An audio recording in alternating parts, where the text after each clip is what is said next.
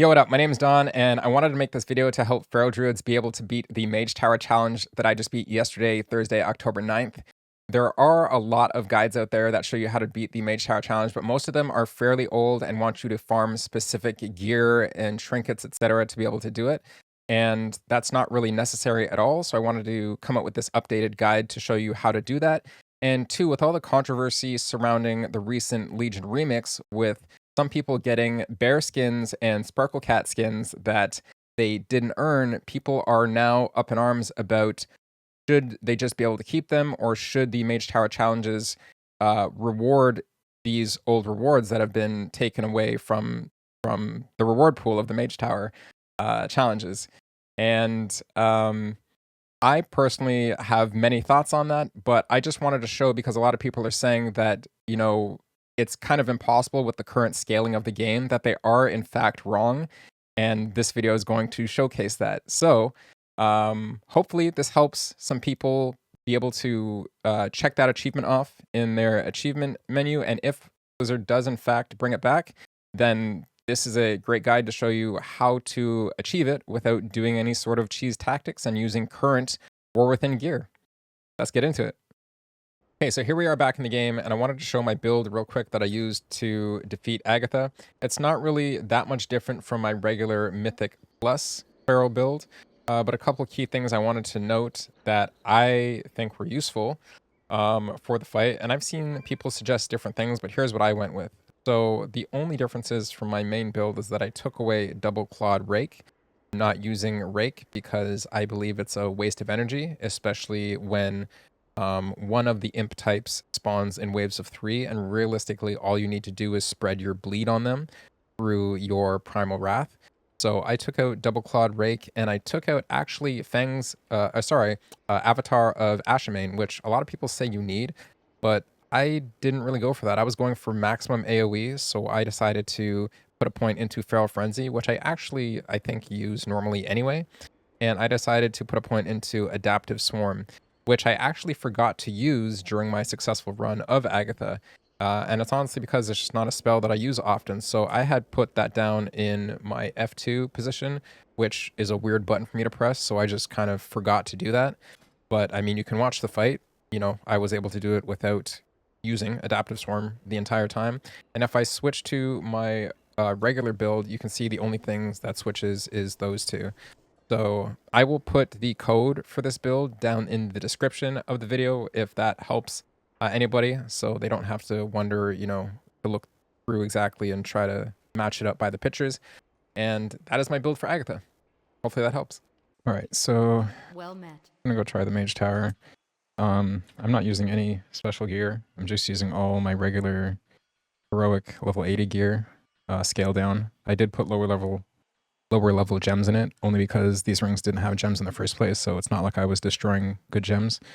This character is not my main character anyway. Yeah, everything's just, you know, the heroic, that recent War Within stuff, crafted gear, etc, etc, etc. The two trinkets I'm using for this guy are the Dephorium Pacemaker, just crit, and this one is for Mastery, Lily of the Eternal Weave. And when I go in, I've done it. I've given it a couple attempts now.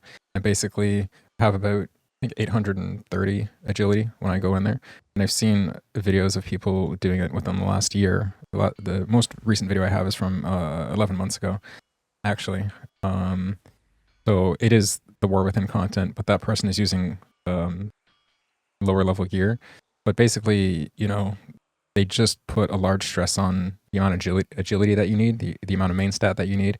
When I first came in here, I was dying. I had about like 400-ish, sub 500 agility, and I was just getting smoked. And it was taking me a while to kill the mobs, etc, etc. And now with 800 and whatever agility that I have with, you know, the couple buffs that I do, it's working out much better. So right now, I'm just using 3 buffs when I'm in there, other than my Mark of the Wild, which is, well, I have a Flask of the Currents on me. I don't think it gives me 108 agility in there. We'll hover over that real quickly when I'm inside to show how much agility that gives me. And then I basically just pop down I have 2 different types of feasts. But I've been using this one, the Bountiful Captain's Feast, which says 46 in a stat. It gives you agility. well, it gives me agility because I'm a druid. So it gives me 46 agility, and then I pop this Veiled Augment Rune for another 49 agility, and then I pop this Potion of Spectral Agility, which ends up giving me not 516, but it's a lower number in there. I also pop the drums. I'm starting to do it right away, but I was doing it on the second phase just because I forgot I had them. But anyway, let's give it an attempt and see where I can get to. Okay, so as you can see here, I start out using the Bountiful Captain's Feast. You're going to want to go ahead and grab that agility buff. I believe it gives you 46 agility. You're going to want as much agility as you can get in these fights. When I was first doing it, I was running with about 450 agility and getting absolutely smoked because I couldn't finish off the ads fast enough. And now with all the buffs that I'm running, I'm getting over 1,000 agility, at least for the start of the fight. As soon as you pop that Potion of Spectral Agility, which is going to give you a bunch more agility. So wait for her to get through her speech. Use the Veiled Augment Rune, obviously, beforehand. Start using your personal cooldowns as soon as she starts saying "but" first, then the last part of her speech here, and then go to town. She's going to spawn these Smoldering Imps first, which need to be AoE down, like all the ads do. They cast Firebolt at you, which isn't really a problem, but it increases by 50% damage each time they get a cast off, so you definitely want to get them down ASAP. Next type of ads that are going to come in, and I got kind of unlucky here getting both types at once, but it's going to be those two bigger imps, which are imp servants. They heal Agatha when they get over to her and also prevent you from damaging her, I believe. So obviously they have to be killed right away. And the smaller imp that spawned over there on the left is a fuming imp. This imp chases you and will explode for a bunch of damage, putting a poison or fell pool on the ground that is going to damage you over time. So you definitely want to switch to them right away when they spawn, kite them, kill them, and get them down ASAP. Next thing she's going to do is have that purple shield on her and start casting Dark Fury, which is going to hit you pretty hard over time if you don't prioritize it. So as you can see, I got pretty unlucky here, getting the Smoldering Imps, which are shooting Shadow Bolts at me, actually. Getting the Imp Servants, which are healing her, and she had her shield up and starting to cast Dark Fury at me. So what I had to do there was, before the Servant Imps came over, I had to prioritize getting that shield down, which the way I suggest doing that is to have Feral Frenzy, which I have on Shift E there. Use Feral Frenzy to get 5 combo points really quick if you're struggling for combo points into a Ferocious Bite. You should only have to use Brutal, Slash, and Shred once after that to get it off, and then you have to interrupt because she's still is going to be casting Dark Fury. As you can see, Dark Fury right here is uninterruptible until I get that shield off, interrupt it.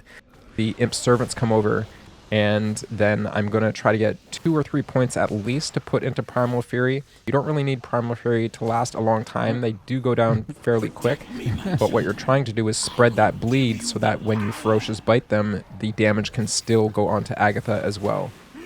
Got some Smoldering Imps come in there, and we're almost in phase 2. Remember, this whole time you have to be dodging those purple swirls on the ground, which will one-shot you. Now going into phase 2, Agatha teleports to an opposite side of the room. You're going to get these meteors, or big fell boulders coming down. They will one-shot you, so I believe it's always opposite side, left, right, left, right, left, right. So the way that I got through this was to keep my camera kind of facing towards the back of the room or facing forward. There were other times where I failed, where I was turning the camera around and I just couldn't tell which side the fell boulder was dropping on. All the other mechanics are happening at the same time with all the different types of imps. So remember to keep your combo points ready to cast Primal Wrath on the ads and then explode on them with a big old Ferocious Bite. She's also throwing out those green pools, as you can see, which keep those little fell pools on the ground. You can obviously bait those to the corners, which if I had to do this little cleaner, I would do that to keep the front area of her a little cleaner. But, I did a good enough job. Here, it was a little weird as she teleported to the opposite side of the room and I had Servant Imps coming in, plus I had another little extra ad on the side. I almost died, but I will show you my build after this, which allowed me to get a lot of free renewals. I believe is that heal, Shift R. I have a free renewal right there. And that just really helps, live throughout the fight.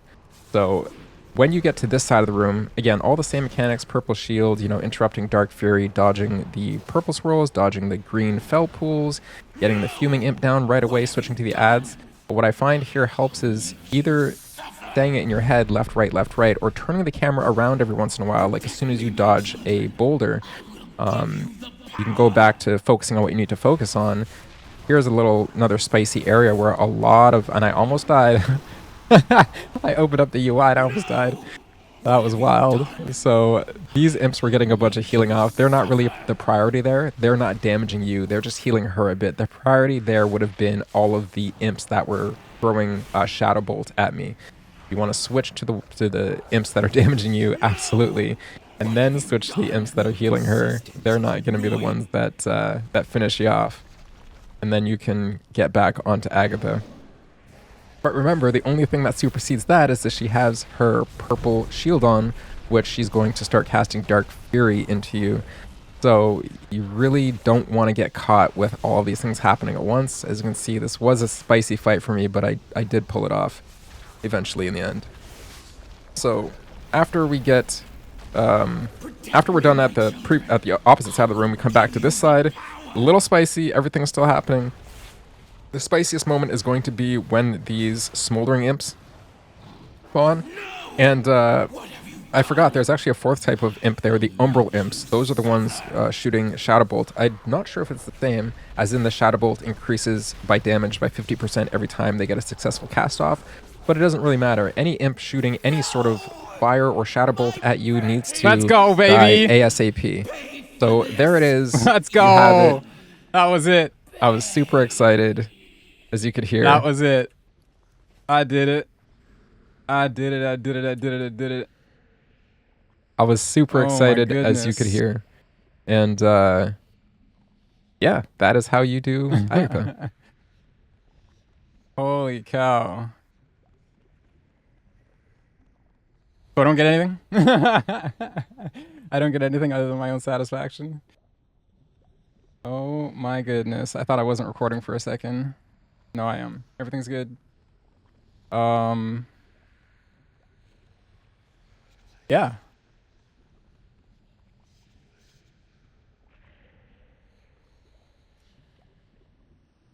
Do I just teleport out now?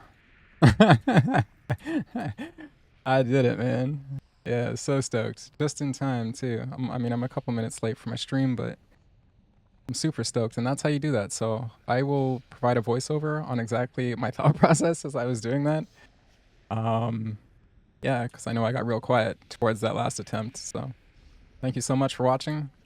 Please like, share, and subscribe, and I will see you guys in the next one. Did it. This is just an extra little recording to show that I did in fact get it. I just wanted to show that something got checked off, that I did in fact get it. Okay, an impossible foe. Done. All right. Now I'll see you guys later.